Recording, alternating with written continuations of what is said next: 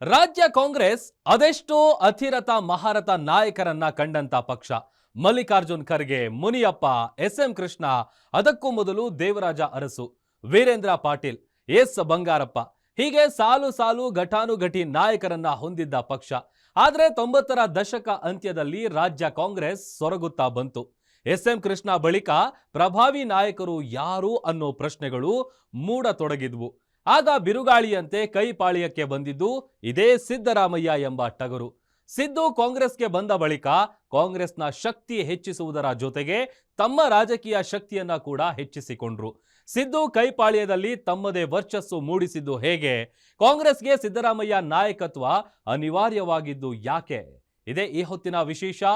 ಕಾಂಗ್ರೆಸ್ಗೆ ಟಗರು ಶಕ್ತಿ, ರೆಕಾರ್ಡ್ ರಾಮಯ್ಯ ಭಾಗ 4.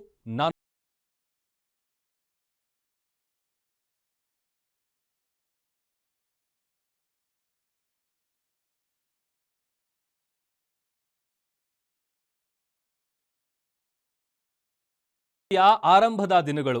ಕರ್ನಾಟಕದಲ್ಲಿ ತನ್ನದೇ ಬಲಿಷ್ಠ ಮತ ಬ್ಯಾಂಕ್ ಹೊಂದಿದ್ದ ಕಾಂಗ್ರೆಸ್ನ ಸಾಂಪ್ರದಾಯಿಕ ಮತಗಳು ಶಿಥಿಲಗೊಳ್ಳಲು ಆರಂಭಗೊಂಡಿದ್ವು. ಅದರಲ್ಲೂ ದಲಿತ ಪರ ಕಾಂಗ್ರೆಸ್ಗೆ ದಲಿತ ಸಮುದಾಯ ಮತಗಳೇ ಒಂದು ಹಂತದಲ್ಲಿ ಅಂತರ ಕಾಯ್ದುಕೊಳ್ಳಲು ಶುರು ಮಾಡಿ ಜನತಾ ಪಾರ್ಟಿಯನ್ನ ಅಪ್ಪಿಕೊಳ್ಳಲು ಆರಂಭಿಸಿದ್ವು. ಈ ವೇಳೆ ಕಾಂಗ್ರೆಸ್ ಸಂಘಟನಾತ್ಮಕವಾಗಿಯೂ ಕೂಡ ದುರ್ಬಲಗೊಳ್ಳುತ್ತಾ ಸಾಗಿತ್ತು. ಇದೇ ವೇಳೆ ಕಾಂಗ್ರೆಸ್ಗೆ ಎಂಟ್ರಿ ಕೊಟ್ಟಿದ್ದು ಸಿದ್ದರಾಮಯ್ಯ. 2006ರಲ್ಲಿ ಅಹಿಂದ ಎಂಬ ಮತಗಳ ದೈತ್ಯ ಜೋಳಿಗೆಯೊಂದಿಗೆ ಕಾಂಗ್ರೆಸ್ಗೆ ಕಾಲಿಟ್ಟ ಸಿದ್ದು ಮುಂದೆ ಅವರನ್ನು ಯಾರೂ ಅವರ ಸನಿಹಕ್ಕೂ ಕೂಡ ಬಾರದ ಮಟ್ಟಿಗೆ ಬೆಳೆದು ನಿಂತರು. ಪಕ್ಷವನ್ನು ಕೂಡ ಅದೇ ನಿಟ್ಟಿನಲ್ಲಿ ಬೆಳೆಸಿದ್ರು. ಸಿದ್ದು ಕಾಂಗ್ರೆಸ್ನಲ್ಲಿ ಪ್ರಭಾವಿ ನಾಯಕರಾಗಿ ಬೆಳೆದ ಪರಿ ಎಂತಹದ್ದು? ಹೇಗಿತ್ತು ಅವರ ಕಲ್ಲು ಮುಳ್ಳುಗಳ ಹಾದಿ? ಇದರ ಬಗ್ಗೆ ಕಂಪ್ಲೀಟ್ ಡೀಟೇಲ್ಸ್ ಇಲ್ಲಿದೆ.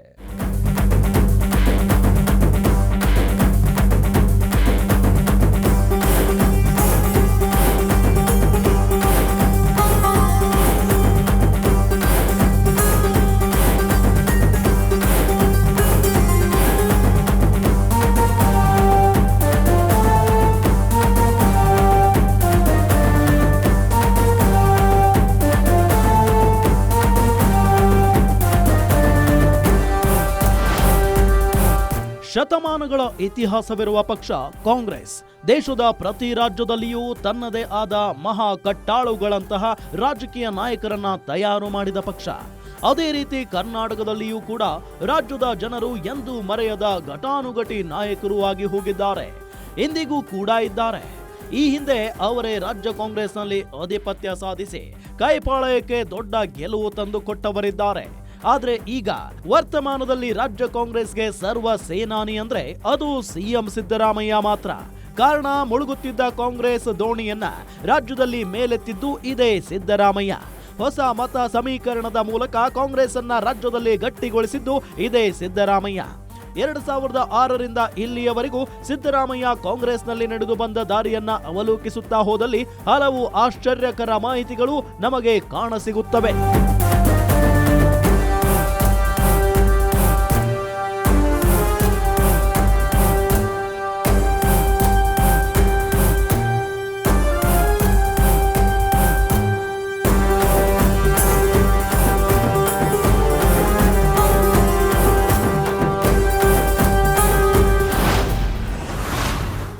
ಎರಡು 2005ರಲ್ಲಿ ಅಹಿಂದ ಸಮಾವೇಶ, ಜೆಡಿಎಸ್ನಿಂದ ಹೊರಗೆ. ಸಿದ್ದೂರನ್ನ ಸೋನಿಯಾ ಬಳಿ ಕರೆದುಕೊಂಡು ಹೋಗಿದ್ದು ಯಾರು? ಸಿದ್ದರಾಮಯ್ಯ ಅಹಿಂದ ಹೋರಾಟ ಹಾಗೂ ಜೆಡಿಎಸ್ನಿಂದ ಆಚೆ ಬಂದದ್ದು, ಹಾಗೆ ಕಾಂಗ್ರೆಸ್ ಸೇರಿದ್ದರ ಬಗ್ಗೆ ನಾವು ಈಗಾಗಲೇ ಈ ಹಿಂದಿನ ಭಾಗದಲ್ಲಿ ಸಂಪೂರ್ಣವಾಗಿ ಹೇಳಿದ್ದೇವೆ. ಆದರೆ ಜೆಡಿಎಸ್ನಿಂದ ಆಚೆ ಬಂದ ನಂತರ ಸಿದ್ದು ಎದುರು ಹಲವು ಸವಾಲುಗಳಿದ್ದವು. ಮುಂದೇನು ಅನ್ನೋ ದೊಡ್ಡ ಪ್ರಶ್ನೆ ಎದುರಾಗಿತ್ತು. ಪ್ರಾದೇಶಿಕ ಪಕ್ಷ ಕಟ್ಟುವ ಚಿಂತನೆಯಲ್ಲಿದ್ದ ಸಿದ್ದರಾಮಯ್ಯರನ್ನ ಅಂದಿನ ಕಾಂಗ್ರೆಸ್ನ ಪ್ರಭಾವಿ ನಾಯಕ ಅಮೀನ್ ಪೀರನ್ ಅಹಮದ್ ಪಟೇಲರಿಗೆ ಪರಿಚಯ ಮಾಡಿಸ್ತಾರೆ. ಅಹಮದ್ ಪಟೇಲ್ ಸಿದ್ದೂರನ್ನ ಸೋನಿಯಾ ಗಾಂಧಿಗೆ ಪರಿಚಯಿಸಿ ಅವರ ಹಿಂದಿರುವ ಅಹಿಂದ ಶಕ್ತಿ ಹಾಗೂ ನಾಯಕತ್ವದ ಗುಣದ ಬಗ್ಗೆ ವಿವರವಾಗಿ ಹೇಳಿದಾಗ ಕಾಂಗ್ರೆಸ್ ಹೈಕಮಾಂಡ್ ರತ್ನ ಗಂಬಳಿ ಹಾಸಿ ಸಿದ್ದೂರನ್ನ ತಮ್ಮ ಪಕ್ಷಕ್ಕೆ ಸೇರಿಸಿಕೊಳ್ಳುತ್ತದೆ. ಅದಕ್ಕೆ ಕಾರಣ ಸಿದ್ದುಗೆ ಇರುವ ಅಹಿಂದ ಮತ ಬ್ಯಾಂಕ್. ಈ ಒಬ್ಬ ನಾಯಕ ನಮ್ಮ ಪಕ್ಷದಲ್ಲಿದ್ರೆ ಅಹಿಂದ ಮತಗಳನ್ನ ಕನಿಷ್ಠ 20 ವರ್ಷಗಳ ಕಾಲ ನಮ್ಮ ಪಕ್ಷದಿಂದ ಅಲ್ಲಾಡದಂತೆ ನೋಡಿಕೊಳ್ಳಬಹುದು ಅನ್ನೋ ಲೆಕ್ಕಾಚಾರದೊಂದಿಗೆ ಸಿದ್ದುಗೆ ಕಾಂಗ್ರೆಸ್ ಹೈಕಮಾಂಡ್ ಭವ್ಯ ಸ್ವಾಗತ ಕೋರುತ್ತದೆ.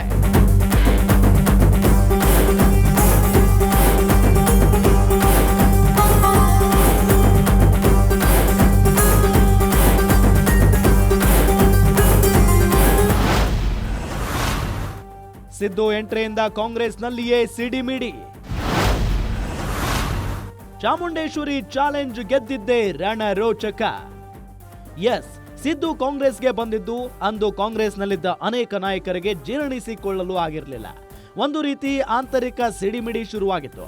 ಜೆಡಿಎಸ್ನಿಂದ ಉಚ್ಚಾಟನೆಗೊಂಡ ಬಳಿಕ ಅದೇ ಚಾಮುಂಡೇಶ್ವರಿ ಕ್ಷೇತ್ರಕ್ಕೆ ಉಪಚುನಾವಣೆ ಘೋಷಣೆಯಾಗಿತ್ತು. ಇದು ಸಿದ್ದು ರಾಜಕೀಯ ಬದುಕಿನ ಅಳಿವು ಉಳಿವಿನ ಗುರುತಾಗಿಯೇ ಇದ್ದ ಚುನಾವಣೆ. ಒಂದು ಕಡೆ ಬಿಜೆಪಿ ಜೆಡಿಎಸ್ ಒಟ್ಟಾಗಿ ಸಿದ್ದೂರನ್ನ ಸೋಲಿಸಲು ಶಿವ ಬಸಪ್ಪರನ್ನ ಅಖಾಡಕ್ಕೆ ಇಳಿಸಿತ್ತು. ಮತ್ತೊಂದು ಕಡೆ ಕಾಂಗ್ರೆಸ್ ಪಕ್ಷದಲ್ಲಿಯೇ ಸಿದ್ದು ಸೋಲಿಸಲು ಸುರಂಗ ಮಾರ್ಗವೊಂದು ನಿರ್ಮಾಣವಾಗಿತ್ತು. ಸಿದ್ದರಾಮಯ್ಯ ಗೆದ್ದು ಬಿಟ್ಟಲ್ಲಿ ಅವರ ವರ್ಚಸ್ಸಿನ ಮುಂದೆ ನಾವು ಫೇಲ್ ಆಗುತ್ತೇವೆ ಎಂಬ ಟುಕು ಅವರಲ್ಲಿ ಮೂಡಿತ್ತು.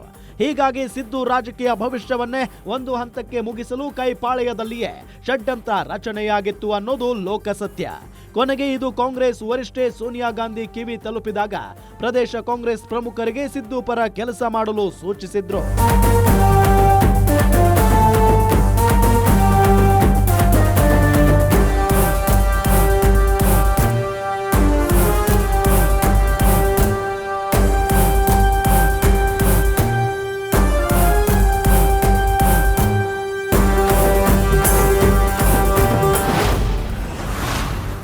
ರಾಜ್ಯ ಕಂಡ ಅತ್ಯಂತ ರಣರೋಚಕ ಉಪಚುನಾವಣೆ. ಚಾಮುಂಡೇಶ್ವರಿಯಲ್ಲಿ 257 ಮತಗಳಿಂದ ಗೆದ್ದ ಸಿದ್ದು. ಎಸ್, ಯಾವಾಗ ಸಿದ್ದು ವಿರುದ್ಧ ಷಡ್ಯಂತ್ರಗಳ ಸರಮಾಲೆ ಸೃಷ್ಟಿಯಾಗುತ್ತಿದೆಯೋ ಅನ್ನೋದು ಹೈಕಮಾಂಡ್ಗೆ ಅರಿವಾಯಿತು. ಪ್ರದೇಶ ಕಾಂಗ್ರೆಸ್ ನಾಯಕರಿಗೆ ಸಿದ್ದು ಪರ ನಿಲ್ಲಲು ಖಡಕ್ ಸೂಚನೆ ನೀಡಿದ್ರು. ಜೆಡಿಎಸ್ನ ಶಿವಬಸಪ್ಪ ವಿರುದ್ಧ ಅಖಾಡಕ್ಕೆ ಇಳಿದಿದ್ದ ಸಿದ್ದುಗೆ Shivabasappa neck to neck fight ಕೊಟ್ಟಿದ್ರು. ಹಾವು ಏಣಿ ಆಟದಲ್ಲಿ ಕೊನೆಗೂ ಸಿದ್ದು ಜಸ್ಟ್ 257 ಮತಗಳಿಂದ ಗೆದ್ದು ಬೀಗಿದ್ದರು. ಮತಗಳ ಅಂತರಕ್ಕಿಂತ ಇಲ್ಲಿ ಸಿದ್ದರಾಮಯ್ಯನವರ ರಾಜಕೀಯ ಅಸ್ತಿತ್ವ ಹಾಗೂ ಭವಿಷ್ಯ ಈ ಗೆಲುವು ನಿರ್ಧರಿಸಿತ್ತು. ಇದನ್ನ ಇಂದಿಗೂ ರಾಜ್ಯ ಕಂಡ ಅತ್ಯಂತ ರಣರೋಚಕ ಉಪಚುನಾವಣೆ ಎಂದೇ ಬಣ್ಣಿಸಲಾಗುತ್ತದೆ.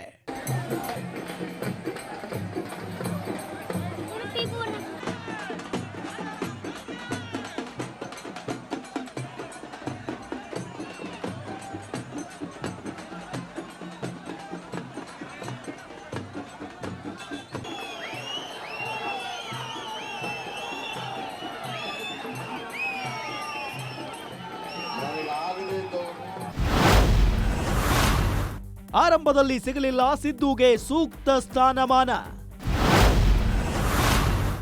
2009 ಲೋಕಸಭಾ ಎಲೆಕ್ಷನ್ನಲ್ಲಿ ಕೈ ಧೂಳಿಪಟ. ಎಸ್, ಸಿದ್ದು ಆರಂಭದಲ್ಲಿ ಕಾಂಗ್ರೆಸ್ ಸೇರಿದಾಗ ಅವರಿಗೆ ಮೊದಲನೇ ಸ್ಥಾನದ ನಾಯಕತ್ವ ಸಿಗಲಿಲ್ಲ. 2008ರಲ್ಲಿ ವಿಪಕ್ಷ ನಾಯಕನ ಸ್ಥಾನದಲ್ಲಿ ಮಲ್ಲಿಕಾರ್ಜುನ್ ಖರ್ಗೆಯವರು ಇರ್ತಾರೆ. ಕೆಪಿಸಿಸಿ ಅಧ್ಯಕ್ಷರಾಗಿ ಆರ್.ವಿ. ದೇಶಪಾಂಡೆ ಇರ್ತಾರೆ. ಈ ವೇಳೆ ಬಿಜೆಪಿ ನಡೆಸಿದ ಆಪರೇಷನ್ ಕಮಲದಿಂದಾಗಿ ಹಲವು ಬೈ ಎಲೆಕ್ಷನ್ಗಳು ನಡೆದವು. ಈ ಎಲೆಕ್ಷನ್ನಲ್ಲಿ ಕಾಂಗ್ರೆಸ್ ಧೂಳಿಪಟವಾಗಿ ಹೋಗಿತ್ತು. ಜೆಡಿಎಸ್ ಒಂದೇ ಒಂದು ಕ್ಷೇತ್ರ ಗೆದ್ದುಕೊಂಡಿತ್ತು. ಇನ್ನು ಮಾರನೇ ವರ್ಷ 2009ರಲ್ಲಿ ನಡೆದ ಲೋಕಸಭಾ ಚುನಾವಣೆಯಲ್ಲಿಯೂ ಕೂಡ ರಾಜ್ಯದಲ್ಲಿ ಕಾಂಗ್ರೆಸ್ ಹೀನಾಯ ಹಿನ್ನಡೆ ಅನುಭವಿಸಿತ್ತು. ಅಂದು ಆಡಳಿತ ನಡೆಸುತ್ತಿದ್ದ ಬಿಜೆಪಿ ಬರೋಬ್ಬರಿ 19 ಕ್ಷೇತ್ರಗಳನ್ನ ಗೆದ್ದುಕೊಂಡ್ರೆ ಕಾಂಗ್ರೆಸ್ ಕೇವಲ 6 ಸ್ಥಾನಕ್ಕೆ ತೃಪ್ತಿ ಪಡೆದುಕೊಂಡಿತ್ತು. ಇಲ್ಲಿಂದ ಶುರುವಾಯಿತು ರಾಜ್ಯದಲ್ಲಿ ನಾಯಕತ್ವದ ಬಗ್ಗೆ ಪ್ರಶ್ನೆ.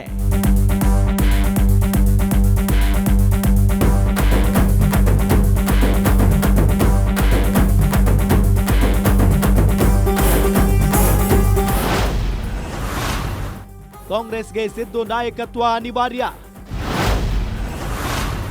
ಕೈಪಾಳೆಯದಲ್ಲೇ ಶುರುವಾಯಿತು ಒಂದು ಕೂಗು. 2009ರ ಲೋಕಸಭಾ ಚುನಾವಣೆ ಬಳಿಕ ರಾಜ್ಯ ಕಾಂಗ್ರೆಸ್ನಲ್ಲಿ ನಾಯಕತ್ವದ ಬದಲಾವಣೆಯ ಕೂಗು ಆರಂಭವಾಗಲು ಶುರುವಾಗುತ್ತದೆ. ಸಂಘಟನಾತ್ಮಕವಾಗಿ ದುರ್ಬಲವಾಗುತ್ತಿರುವ ಕಾಂಗ್ರೆಸ್ಗೆ ಹೊಸ ಮತ ಸಮೀಕರಣದ ಮೂಲಕ ಭದ್ರತೆ ಒದಗಿಸುವ ಒಬ್ಬ ನಾಯಕನ ಅವಶ್ಯಕತೆ ಇದೆ ಎಂದು ಕಾಂಗ್ರೆಸ್ನಲ್ಲಿಯೇ ದೊಡ್ಡ ಕೂಗು ಎದ್ದೇಳುತ್ತೆ. ಸಿದ್ದರಾಮಯ್ಯ ಆಪ್ತರು ಸಿದ್ದು ನಾಯಕತ್ವ ಸದ್ಯ ರಾಜ್ಯಕ್ಕೆ ಅನಿವಾರ್ಯ ಅನ್ನೋ ಮಾತನ್ನ ಹೈಕಮಾಂಡ್ ಮುಂದೆ ಇಡುತ್ತೆ. ಅದು ನಿಜವೂ ಕೂಡ ಆಗಿರುತ್ತೆ.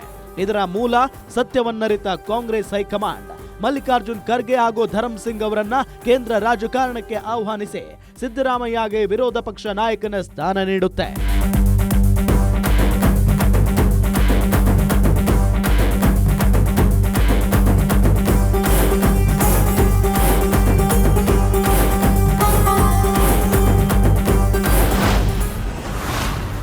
ವಿಪಕ್ಷ ನಾಯಕರಾದ ಮೇಲೆ ಹಿಂತಿರುಗಿ ನೋಡದ ಸಿದ್ದು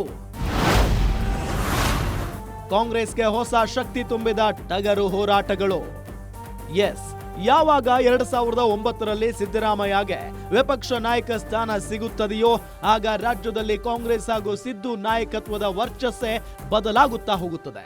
ಸದನದಲ್ಲಿ ಸಿದ್ದರಾಮಯ್ಯ ಅಬ್ಬರಕ್ಕೆ ಆಡಳಿತ ಪಕ್ಷ ಬಿಜೆಪಿ ಥಂಡ ಹೊಡೆಯಲು ಶುರು ಮಾಡುತ್ತೆ. ಸಿದ್ದು ತಮ್ಮ ನಾಯಕತ್ವದ ಜೊತೆ ಕಾಂಗ್ರೆಸ್ನಲ್ಲಿ ತಮ್ಮ ಸ್ಥಾನವನ್ನ ಹಾಗೂ ಬಿಗಿಯನ್ನ ಮತ್ತಷ್ಟು ಗಟ್ಟಿ ಮಾಡಿಕೊಳ್ಳುತ್ತಾ ಸಾಗುತ್ತಾರೆ. ಆದರೆ ಸಿದ್ದುಗೆ ಹೊಸ ಚಾರ್ಮ್ ತಂದುಕೊಟ್ಟಿದ್ದು ಮಾತ್ರ ಆ 3 ಪಾದಯಾತ್ರೆಗಳು.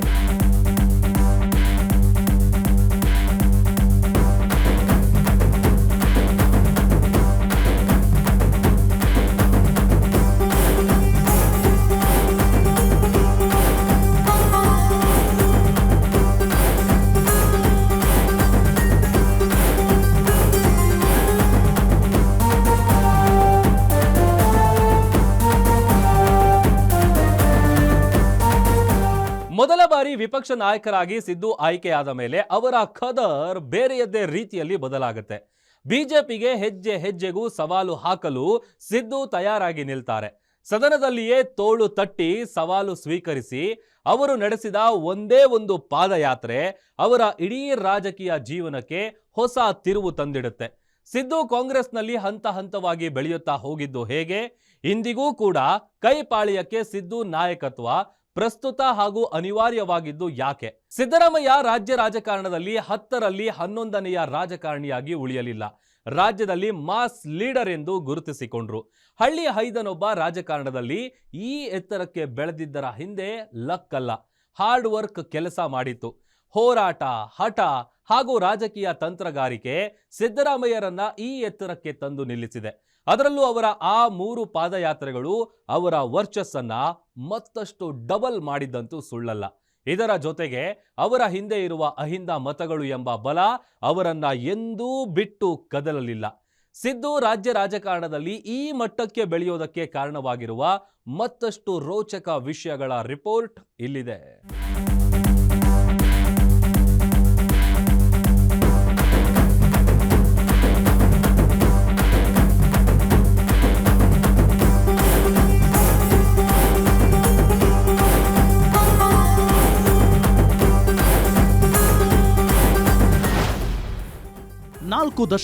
ಬರೋಬ್ಬರಿ 4 ದಶಕಗಳ ರಾಜಕಾರಣದ ಬದುಕು ಸಿದ್ದರಾಮಯ್ಯನವರದ್ದು. ಸಮಾಜವಾದಿ, ಜಾತ್ಯತೀತ ಹಾಗೂ ಅಹಿಂದ ಪರ ನಿಲುವುಗಳು ಅವರನ್ನ ಈ ಎತ್ತರಕ್ಕೆ ಕರೆದುಕೊಂಡು ಬಂದು ನಿಲ್ಲಿಸಿವೆ. ಈ 4 ದಶಕಗಳ ರಾಜಕೀಯ ಬದುಕಿನಲ್ಲಿ ಅವರು ಬರೋಬ್ಬರಿ 2 ದಶಕಗಳ ರಾಜಕಾರಣ ಕಾಂಗ್ರೆಸ್ ಪಕ್ಷದಲ್ಲಿಯೇ ನಡೆಸಿದ್ದಾರೆ. ಕಾಂಗ್ರೆಸ್ನಲ್ಲಿ ಒಬ್ಬ ಪ್ರಭಾವಿ ಹಾಗೂ ಮಾಸ್ ಲೀಡರ್ ಆಗಿ ಬೆಳೆದು ನಿಂತಿದ್ದಾರೆ. ಕೇವಲ ಅಹಿಂದ, ಸಮಾಜವಾದಿ ಹಾಗೂ ಜಾತ್ಯತೀತ ನಿಲುವು ಮಾತ್ರವಲ್ಲ, ಅವರ ಜನಪರ ಹೋರಾಟಗಳು, ಸರ್ಕಾರದ ವಿರುದ್ಧದ ಹೋರಾಟಗಳು ಕೂಡ ಅವರಿಗೆ ದೊಡ್ಡ ವರ್ಚಸ್ಸು ತಂದು ಕೊಟ್ಟಿದ್ದನ್ನ ನಾವು ಮರೆಯುವ ಹಾಗಿಲ್ಲ.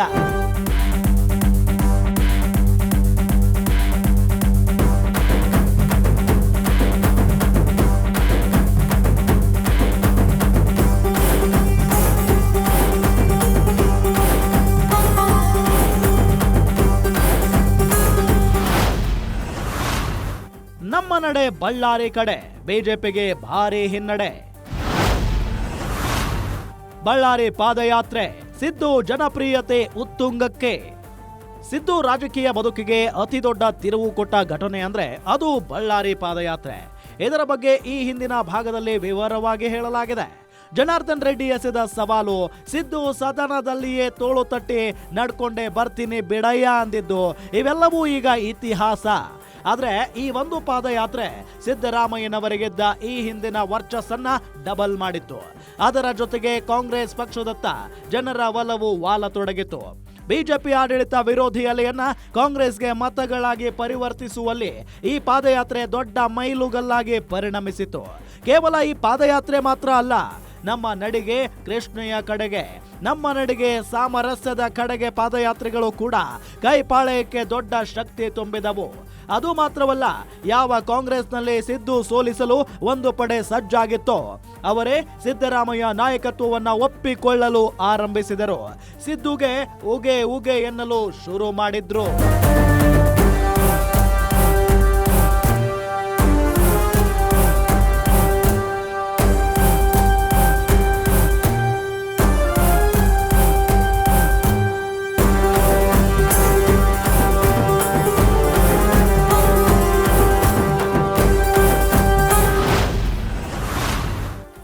2013ರಲ್ಲಿ ಮತ್ತೆ ಅಧಿಕಾರಕ್ಕೆ ಬಂದ ಕಾಂಗ್ರೆಸ್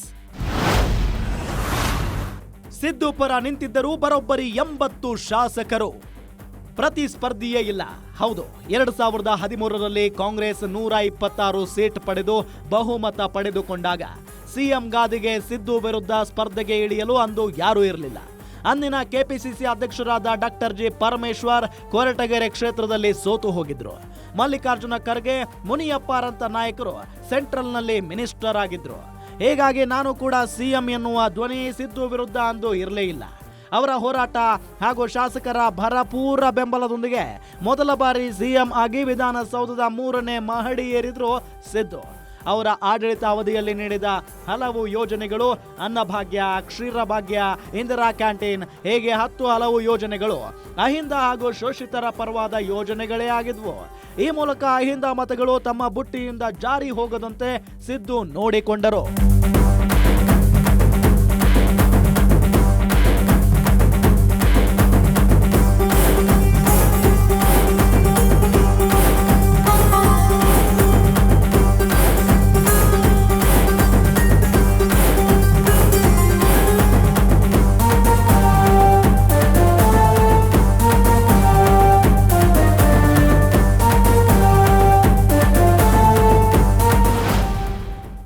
ಇಷ್ಟು ಮಾತ್ರ ಸಿದ್ದರಾಮಯ್ಯರನ್ನ ಕಾಂಗ್ರೆಸ್ನಲ್ಲಿ ಪ್ರಬಲ ನಾಯಕನನ್ನಾಗಿ ಮಾಡಲಿಲ್ಲ.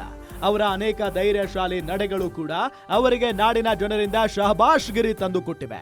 ಕೇಂದ್ರ ಸರ್ಕಾರದ ವಿರುದ್ಧ ಯಾವ ಬಿಡಿಯೂ ಇಲ್ಲದೆ ಖಡಕ್ ಆಗಿ ಪ್ರಶ್ನೆ ಮಾಡುವ ದಕ್ಷಿಣ ಭಾರತದ ಏಕೈಕ ನಾಯಕ ಅಂದ್ರೆ ಅದು ಸಿದ್ದರಾಮಯ್ಯ. ಪ್ರಧಾನಿ ಮೋದಿಯನ್ನ ನೇರವಾಗಿ ಟೀಕೆ ಮಾಡುವ ಧೈರ್ಯ ತೋರಿಸಿದ ದಕ್ಷಿಣ ಭಾರತದ ರಾಜ್ಯಗಳ ಸಿಎಂಗಳಲ್ಲಿ ಸಿದ್ದರಾಮಯ್ಯ ಒಬ್ಬರೇ. ಅವರ ಅಚ್ಚೆ ದಿನ್ ಘೋಷಣೆಯನ್ನ ಸಿದ್ದು ಹಲವು ಬಾರಿ ಟೀಕಿಸಿದ್ದಾರೆ. ಇನ್ನು ಕೇಂದ್ರದಿಂದ ದಕ್ಷಿಣ ಭಾರತದ ರಾಜ್ಯಗಳಿಗೆ ಆಗುತ್ತಿರುವ ಅನ್ಯಾಯದ ಬಗ್ಗೆ ನಿರಂತರವಾಗಿ ಧ್ವನಿ ಎತ್ತಿದ ನಾಯಕ ಅಂದ್ರೆ ಅದು ಸಿದ್ದರಾಮಯ್ಯ ಮಾತ್ರ. ಲೋಕಸಭಾ ಚುನಾವಣೆ ವೇಳೆ ಅವರು ನಮ್ಮ ತೆರಿಗೆ ನಮ್ಮ ಹಕ್ಕು ಅಂತ ದೆಹಲಿಯಲ್ಲಿ ನಡೆಸಿದ ಹೋರಾಟ ಉಳಿದ ರಾಜ್ಯಗಳಿಗೆ ಮಾದರಿಯಾಗಿತ್ತು. ಮೋದಿ ಅವರ ಗುಜರಾತ್ ಮಾಡೆಲ್ಗೆ ಸೆಡ್ಡು ಹೊಡೆದು ಗ್ಯಾರಂಟಿ ಯೋಜನೆಗಳ ಮೂಲಕ ಕರ್ನಾಟಕ ಮಾಡೆಲ್ ಸೃಷ್ಟಿಸಿದ್ದು ಇದೇ ಸಿದ್ದರಾಮಯ್ಯ. ಇವೆಲ್ಲವೂ ಕೂಡ ಅವರನ್ನ ಕಾಂಗ್ರೆಸ್ನಲ್ಲಿ ಉಳಿದ ನಾಯಕರಿಗಿಂತ ಹೆಚ್ಚು ಬಲಶಾಲಿಯಾಗಿ ನಿಲ್ಲಲು ಕಾರಣವಾಯಿತು.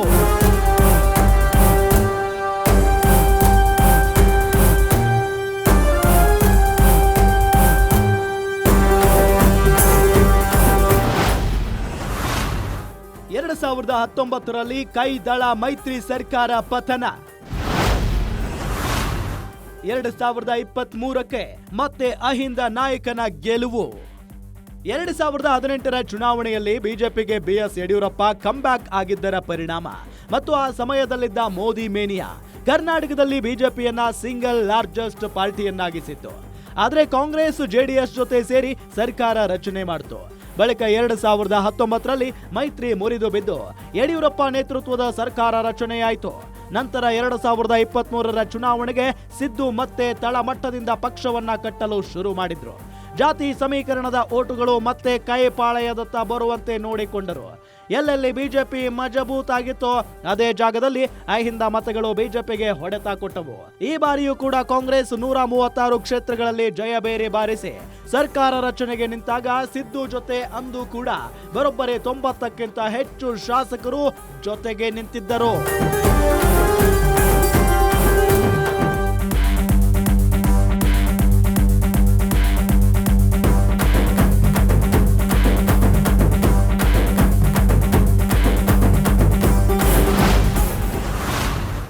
ಸಿದ್ದು ಕಾಂಗ್ರೆಸ್ ಪಕ್ಷಕ್ಕೆ ಅನಿವಾರ್ಯವಾಗಿದ್ದು ಯಾಕೆ? ಟಗರಿನ ಬಗ್ಗೆ ರಾಹುಲ್ ಗಾಂಧಿಗೆ ಅಷ್ಟೇ ಕೇವಲವು 20 ವರ್ಷ ಹೆಚ್ಚು ಕಡಿಮೆ 20 ವರ್ಷ ಕಾಂಗ್ರೆಸ್ನಲ್ಲಿ ಏಕಚಕ್ರಾಧಿಪತಿಯಂತೆ ಸಿದ್ದರಾಮಯ್ಯ ಕೂತಿದ್ದಾರೆ. ಅದಕ್ಕೆ ಹಲವು ಕಾರಣಗಳಿವೆ. ಸಿದ್ದರಾಮಯ್ಯ ಅಂದ್ರೆ ರಾಹುಲ್ ಗಾಂಧಿಗೆ ಉಳಿದ ನಾಯಕರುಗಳಿಗಿಂತ ಒಂದು ಗುಲಗಂಜಿ ಕಾಳಷ್ಟು ಒಲವು ಜಾಸ್ತಿ. ಕಾರಣ ಬಿಜೆಪಿ ದೇಶದಲ್ಲಿ ಒಬಿಸಿ ಮತಗಳನ್ನ ತನ್ನತ್ತ ದೊಡ್ಡದಾಗಿ ಸೆಳಿತಾ ಇದೆ. ಹೀಗಾಗಿ ಆ ಮತಗಳು ವಾಪಸ್ ಕಾಂಗ್ರೆಸ್ಗೆ ಬರುವ ನಿಟ್ಟಿನಲ್ಲಿ ರಾಹುಲ್ ಹೋರಾಟ ಮಾಡುತ್ತಿದ್ದಾರೆ. ಸಿದ್ದು ಸದ್ಯ ಅತ್ಯಂತ ಜನಪ್ರಿಯ ಹಿಂದುಳಿದ ನಾಯಕರಲ್ಲಿ ಒಬ್ರು. ಹಿಂದುಳಿದ ಅಲ್ಪಸಂಖ್ಯಾತರ ಹಾಗೂ ದಲಿತರ ಮತಗಳನ್ನ ಸರಳವಾಗಿ ಸೆಳೆಯಬಲ್ಲ ನಾಯಕತ್ವ ಹಾಗೂ ಆ ವೋಟ್ ಬ್ಯಾಂಕ್ನ ನೆಚ್ಚಿನ ಲೀಡರ್ ಆಗಿ ಇಂದಿಗೂ ಕೂಡ ಪ್ರಸ್ತುತವಾಗಿ ಉಳಿದುಕೊಂಡವರು ಹೀಗಾಗಿ ಕಾಂಗ್ರೆಸ್ಗೆ ಸಿದ್ದರಾಮಯ್ಯನವರ ನಾಯಕತ್ವ ಅನಿವಾರ್ಯವಾಗಿಯೇ ಉಳಿದಿದೆ.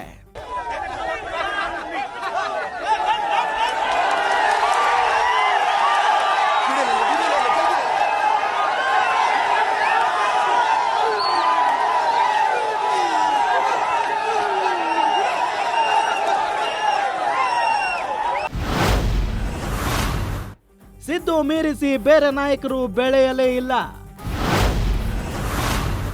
224 ಕ್ಷೇತ್ರಗಳಿಂದಲೂ ಓಟ್ ತರಬಲ್ಲ ನಾಯಕನಿಲ್ಲ.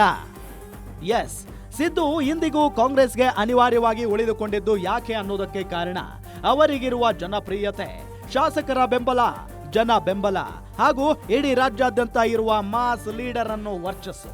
ಸಿದ್ದರಾಮಯ್ಯ ಬಳಿಕ ಆ ಜನಪ್ರಿಯತೆ ಇರೋ ನಾಯಕ ಕಾಂಗ್ರೆಸ್ನಲ್ಲಿ ಬೆಳೆಯಲೇ ಇಲ್ಲ. ಅನೇಕ ಅಹಿಂದ ಪರ ನಿಲುವು ಇರುವ ನಾಯಕರು ಕಾಂಗ್ರೆಸ್ನಲ್ಲಿ ಕಾಣಿಸಿಕೊಂಡರೂ ಕೂಡ ಆಧುನಿಕ ದೇವರಾಜ್ ಅರಸು ಅಂತ ಕರೆಸಿಕೊಳ್ಳುವ ಮಟ್ಟಕ್ಕೆ ರಾಜ್ಯದಲ್ಲಿ ಯಾರೂ ಕೂಡ ಬೆಳೆಯಲಿಲ್ಲ. ಇದರಿಂದಾಗಿ ಸಿದ್ದು ಬೆನ್ನ ಹಿಂದಿರುವ ಮತಗಳೇ ಈಗ ರಾಜ್ಯ ಕಾಂಗ್ರೆಸ್ಗೆ ಶ್ರೀರಕ್ಷೆ. ಅವರ ಹೆಸರಿಗೆ ರಾಜ್ಯದ 224 ಕ್ಷೇತ್ರಗಳಲ್ಲಿ ಯಾವುದೇ ಕ್ಷೇತ್ರದಿಂದ ಮತಗಳನ್ನ ತರಬಲ್ಲ ಶಕ್ತಿ ಇದೆ. ಇದು ಸಿದ್ದರಾಮಯ್ಯ ತಾವು ಎತ್ತರಕ್ಕೆ ಬೆಳೆದು ಪಕ್ಷವನ್ನ ಬೆಳೆಸಿಕೊಂಡು ಬಂದ ಪರಿ.